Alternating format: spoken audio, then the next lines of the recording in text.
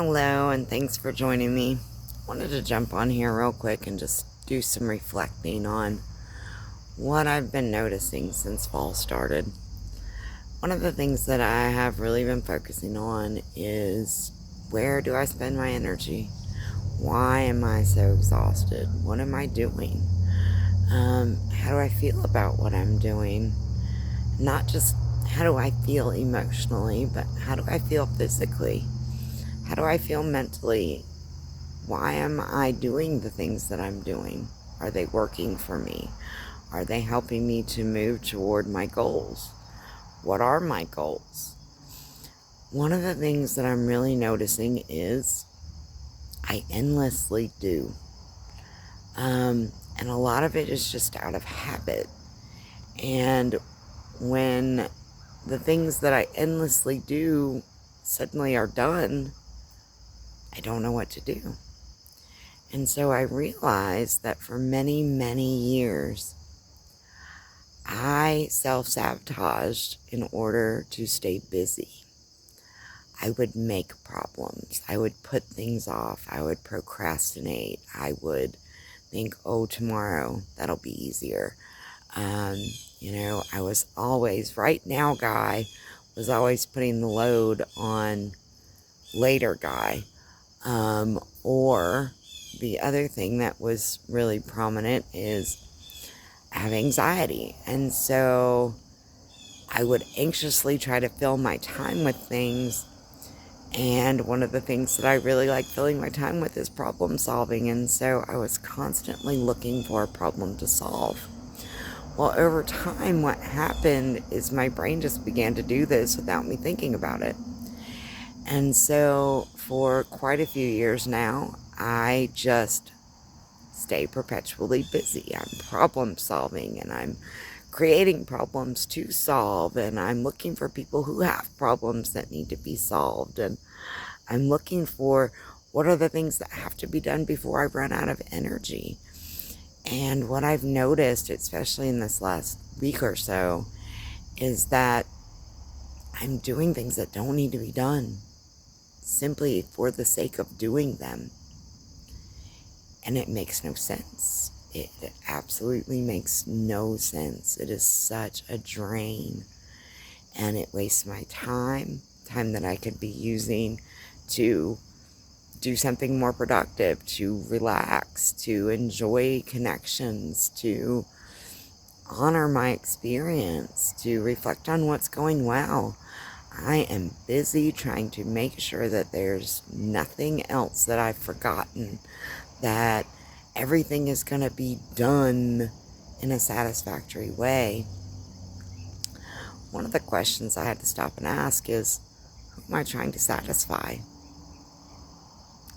And when I asked this question, I kind of looked around and I realized, well, guess what, friend?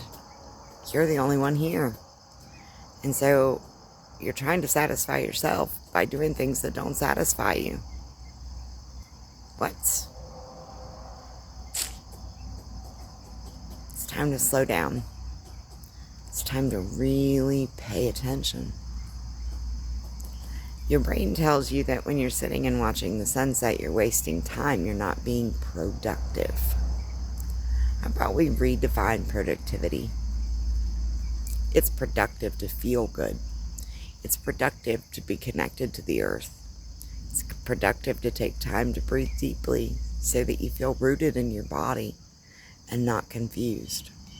It's productive to take time to meet your own needs so that you have more than enough resources to pull from, to get through the day, to meet the challenges, to feel good about who you are, to help other folks. Let's start to redefine productivity. And when you find yourself doing something that you hate doing, or that you don't even know why you're doing it, stop for a minute. Maybe there is a very good reason that you're doing it, but maybe you don't need to do it as often. Maybe you don't need to be so harsh in the judgment about getting it done. Maybe you can relax around it more. Maybe you can do it less often. Maybe you could pay someone else to do it, and it would cost you less than it costs you to do it yourself because of the way you feel about it. and because of the energy it takes to get it done. Begin to consider new possibilities.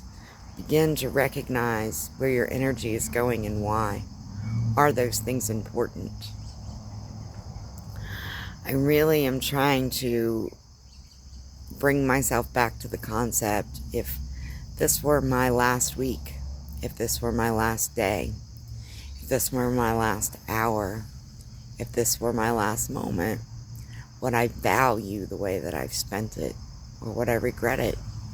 Because at the end of the day, at the end of life, that's what really matters.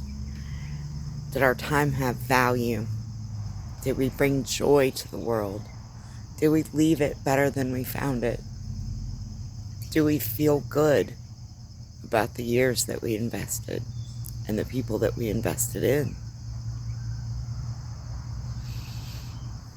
It's not about so much of what we've been programmed to make it about.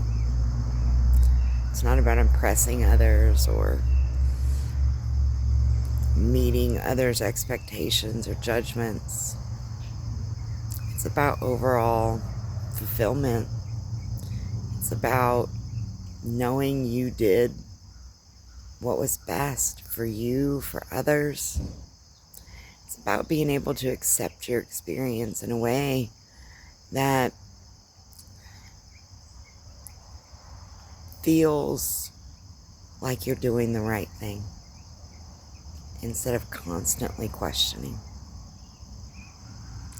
I encourage you to reflect. I encourage you to slow down and notice. Take notes.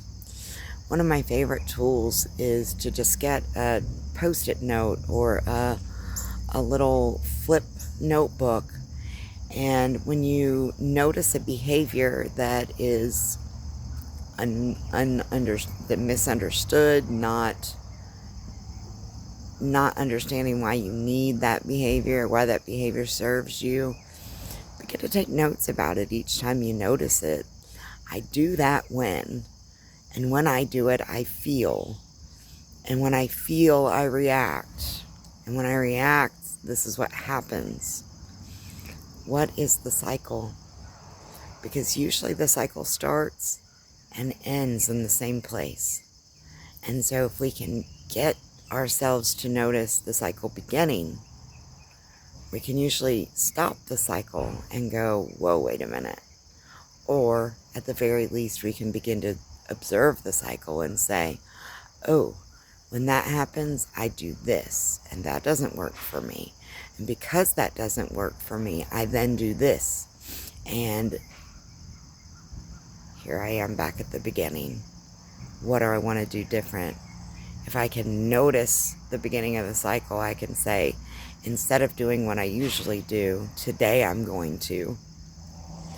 And so can we start to recognize those things that we're doing that are just keeping us stuck in a broken cycle, and we're just doing it because that's what we've always done and it just seems like the thing to keep doing? Or can we slow down and stop and start questioning and asking, does this make sense? Is this an investment or just a distraction? Can we begin to do what's valuable and what we value? Because at the end of the day, that's what matters. It's not about diamonds or gold. It's about being able to sit back and say, I really value the way that I spend my time. I really value the people in my life. I really value my day-to-day experience. Take a deep breath. Let go of what isn't yours. Notice what you could use more of and less of. Begin to focus on those things gently, but make sure that there's movement. I see it. I'm going to begin to move toward it.